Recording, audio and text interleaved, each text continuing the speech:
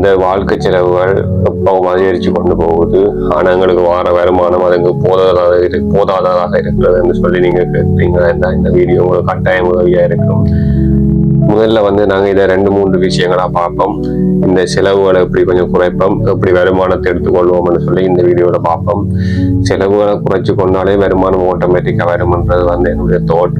அதாவது நீங்கள் இப்போ பார்த்தீங்கன்னு சொன்னால் ஒரு மிகவும் முக்கியமான ஒரு விடயம் கனடாவில் கிரெடிட் கார்டு யூஸ் பண்ணுறீங்க. எல்லாரும் மெஜாரிட்டியான ஆக்கள் நிறைய யூஸ் பண்ணிட்டு அதை கட்டாம மாதம் அவங்க கேட்குற அந்த அமௌண்ட்டை மட்டும் நீங்க பே பண்ணிட்டு மிச்சத்துக்கு இன்ட்ரெஸ்ட் பே பண்ணி கொண்டிருக்கிறீங்க. அதை சுத்தமாக இந்த வருஷத்துலேருந்து நீங்க தவிர்த்து கொள்ளுங்க. முழு பேமெண்ட்டையும் செலுத்திட்டு ஒரு மாசத்துக்கு நீங்க எவ்வளவு யூஸ் பண்றீங்களோ அவ்வளோத்தையும் நீங்க பே பண்ணி முடிச்சுட்டு அடுத்த மாசத்துல ஸ்டார்ட் பண்ண வேணும். நீங்க இப்படி யூஸ் பண்ணாம இது எப்பவுமே கிரெடிட் கார்டு யூஸ் பண்றதால உங்களுக்கு மாசம் எவ்வளவு செலவழிகிறதுன்றது கூட தெரியாது. உங்களோட வருமானத்துக்கான செலவு போய் கொண்டிருப்பதான்னு கூட தெரியல. கிரெடிட் கார்டு இறமினா பிறகுதான் உங்களுக்கு விழிப்புணர்வே வருது. ஆகவே நீங்க என்ன செய்யணும்னு சொன்னா முதலாவது இந்த கிரெடிட் கார்டுல போற எக்ஸ்பென்ஸை தவிர்த்து கொள்ளுங்க.